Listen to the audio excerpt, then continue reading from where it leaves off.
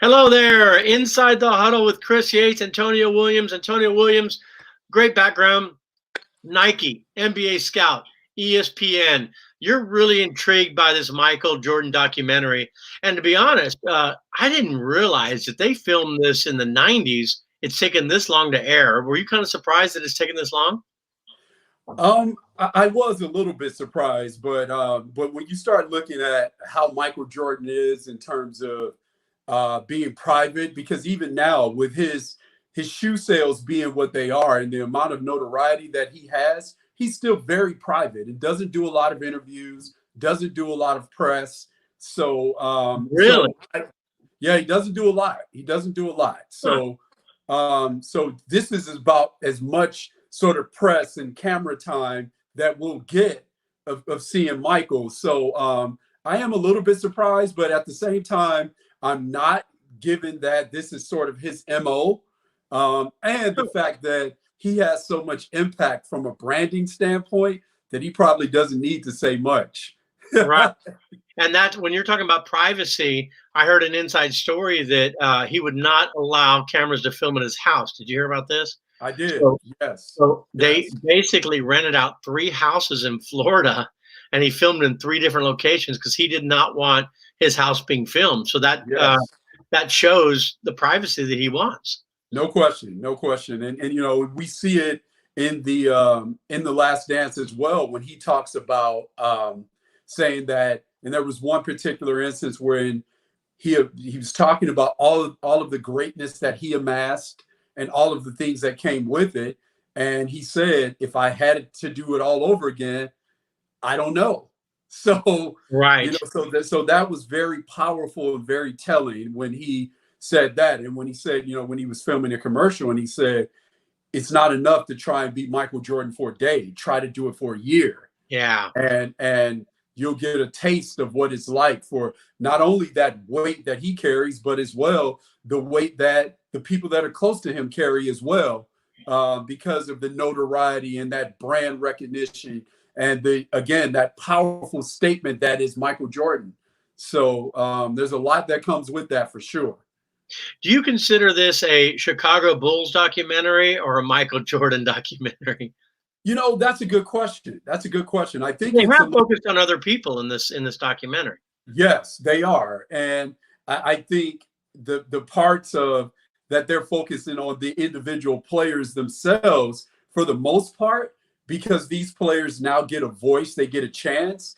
I think some of the perception of those players I think that's a little bit different now, because Right. people get to understand what it's like playing with Michael Jordan, and again, all of those things that and his teammates offer both sides of that spectrum, where they initially said, while we were in the quote unquote struggle with him, Chris, we thought this guy is this is terrible. But when they look back on it and they see and they have some perspective, and of course, hindsight is 2020, they say that he actually achieved what he wanted to achieve, and he helped us to sort of rise to a level that we thought maybe we weren't capable of. And I'll say this really quick, Chris. One of the things too, when you go into a scouting perspective, oftentimes we attribute making your team better to almost exclusively to the point guard position,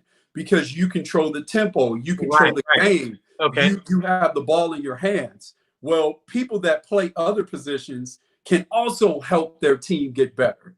And they have to do it in different ways sometimes. Sometimes they have to do it through example. Sometimes they have to do it through vocally, all those different things. So you don't have to be a point guard and you don't have to be a offense fabricator and a person that gets assists to help your team get better. There's different ways to do it. Okay, let's talk about so far. Let's talk about the past series so far and the upcoming one. But let's focus on the past. What has really stuck out where you're like, man, I did not realize that, or that was really interesting. What are some of the key points? Just give me quick bullet points on some of your best moments in the documentary so far. I think, of course, the one that's most recent, when Michael showed some emotion, and when he talked about the sacrifice, and he is absolutely right. That sacrifice that it takes to be at that level. And again, you can argue with the methods. That's arguable. Yeah. But it's no question that there is a sacrifice that comes with that. That was interesting to me. Also, too, seeing again, when you start seeing the Jordan rules, when that book was written, seeing the negative aspects and sometimes not knowing who the source or sources were that were giving these stories that painted Michael in a negative light. Right. And seeing that, and that was initially, we're seeing the seeds of social media and the way that we see sports covered now. We're seeing that when we're watching Michael. And again, with that, Chris, one of the things that stuck out to me was, and I'll say this really quickly, was the fact that it made me reflect on, I much like you, I'm a sports historian. Right. So it made me think about how players, as the league grew in revenue, the league grew in recognition, and their stars grew with that. It used to be a point in time where the players and the reporters were actually peers. So the way a player was covered, a player was essentially covered by their friend. And because the salaries were similar. But as sports continue to explode, now the athletes are now peers with entertainers and not reporters per se. Right. And so now you're seeing athletes being covered by people who they don't have a personal connection with. And Michael was reaching back to those older times when he said, hey, Ahmad Rashad, you're my guy. And we're going to control the narrative, and I'm going to be covered by my friend. So I thought a lot about that. That's interesting. I didn't think about that. What are you excited about coming up this weekend on Sunday? I'm certainly very excited to see the inner workings of that last season and what led up to that. And maybe we'll get some perspective, even more perspective. And this is when you asked me earlier about is this a Chicago Bulls documentary or a Michael Jordan documentary? Right. I think it will be interesting to see how the Bulls are actually portrayed and depicted in this last 2 episodes, because it's going to have a lot of focus, I would think, on that last season. And maybe we'll get a little more perspective on that decision making, because right now we all think they're crazy for, as we talked about earlier, Chris, last week, they were crazy for moving off of this team when they did. You got to roll with it. Right. Until it's not working. I mean, the NBA championship team is crazy. It is so. It's Chris, when you look at the league, there's only there've been about 80 seasons. Well, 4 teams have won almost half of the titles. Wow, I didn't realize that. Is that right? The Celtics at 17, the Lakers at 16, the Bulls at 6, the Spurs at 5. Wow. And you look at, when you look at that collection of teams that have won almost half the titles, 2 of them are legacy teams, the Celtics and the Lakers. Right. The other 2, their greatness is sort of tied to getting 1 or 2 transcendent players. Right. And that's the boat that all of the other NBA teams are in. They can't rely on, I'm a legacy market and I can attract guys, because even the Knicks, for example, Chris, are a legacy market, and they haven't had a lot of success attracting free agents. So it's hard for most teams in the league to rely on, I'm a legacy team, we have a great brand and people want to be a part of that. Right. So you have to rely on scouting, and it's also, you have to be fortunate. And I'll say this really quick, because say if you win the lottery, Chris, it's not only winning the lottery, it's when you win the lottery, because you can win the lottery. The Spurs were fortunate enough to win the lottery in 87 and 97 with 2 Hall of Fame caliber players that have deferential personalities at the top of the lottery. So they were able to set their culture because of these players. Right. And that's how the rest of us have to, if you're working for a team, you have to build toward winning a title. So to your point, I say all that because it is so difficult to have all of those stars align so you can get into that title contention conversation. So to break it up prematurely is very strong. That's very strong. Okay, so we're talking with Antonio Williams, who was an NBA scout, worked with Nike, worked with ESPN, but I want to focus on the NBA scout thing because I've always thought about this. There have been great teams out there that can't win a championship. Yes. Okay. I work for one. Okay. So what is it? Okay. Put Jordan aside for a second. Who was the key besides Jordan? Was it Phil Jackson? Was it Rodman being aggressive? Was it Horace Grant? Scottie Pippen is the most underrated NBA player in the history of the game, probably. Was it Steve Kerr and his? There's a lot of things that have to work together. But if you had to pick, just for grins, just for fun, just for conversation, besides Jordan, obviously he was the best. Who was the other key player? If you had to pick one, saying without him, they probably wouldn't have had this run. If I had to pick one, the obvious one is Scottie Pippen. Really? Over Phil Jackson?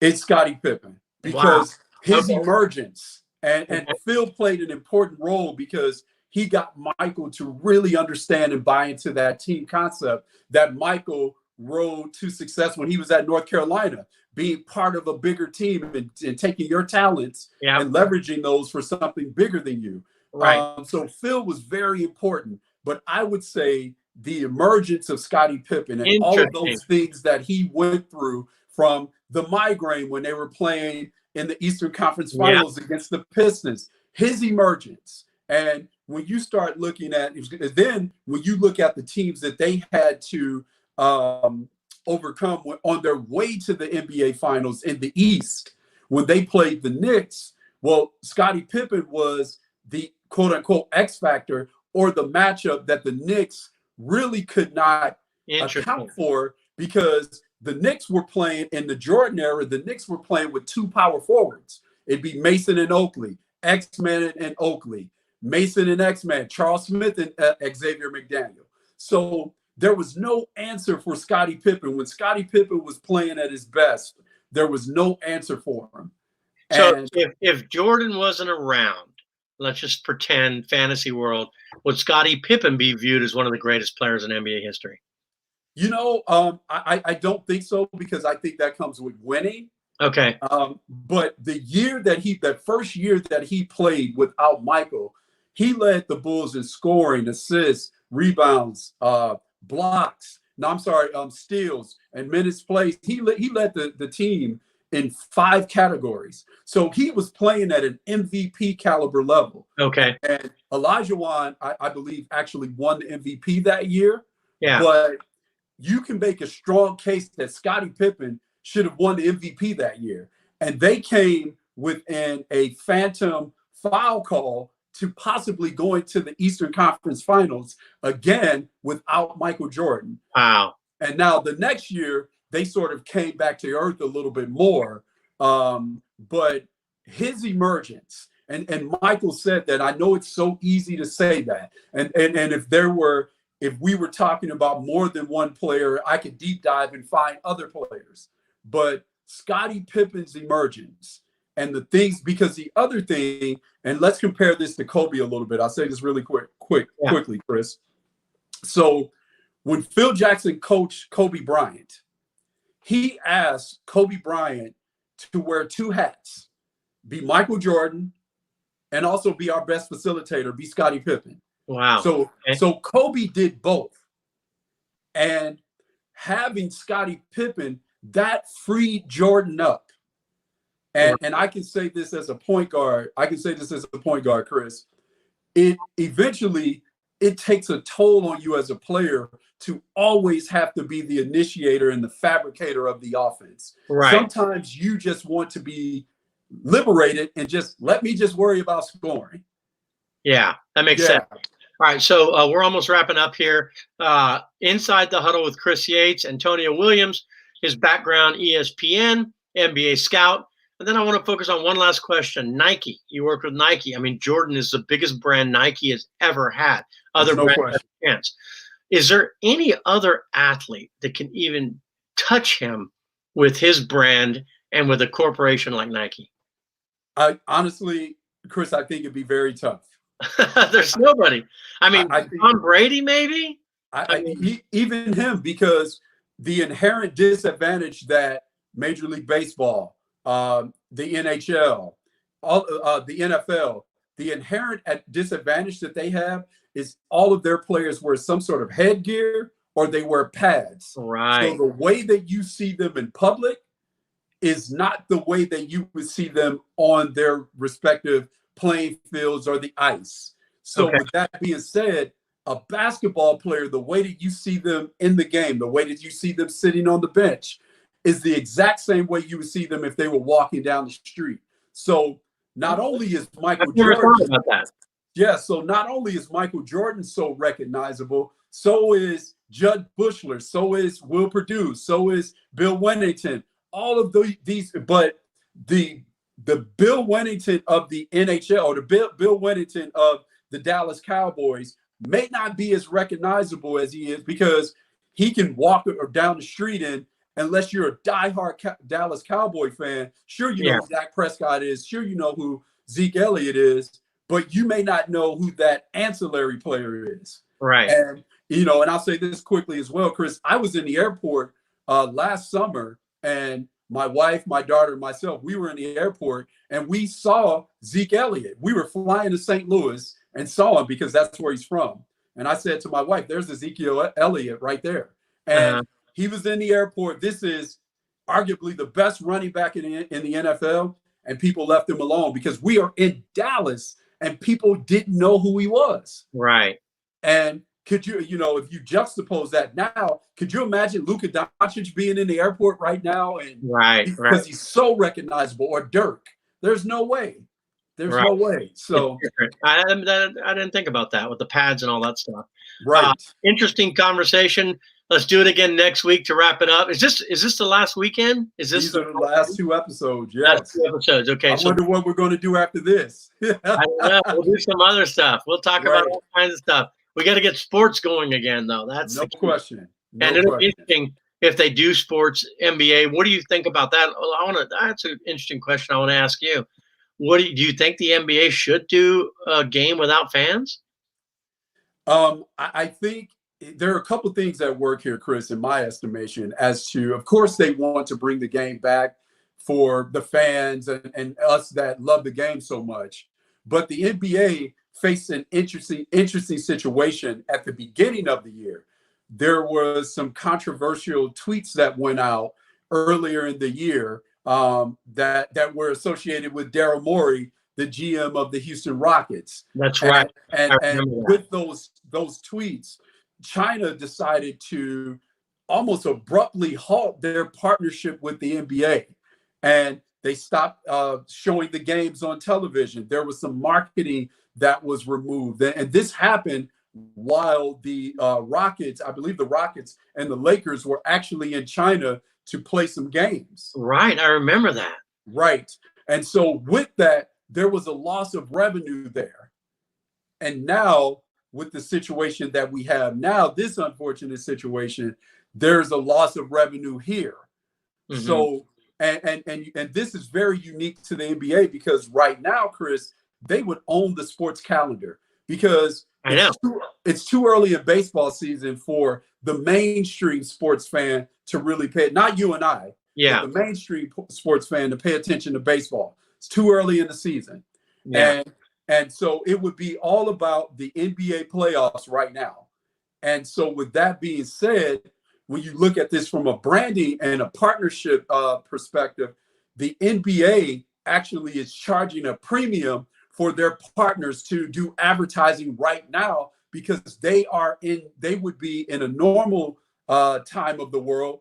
They would be in command of the sports calendar, the sports landscape, and the sports conscious. So they charge a premium for that advertising and those partnerships. And right now, they're not realizing that revenue.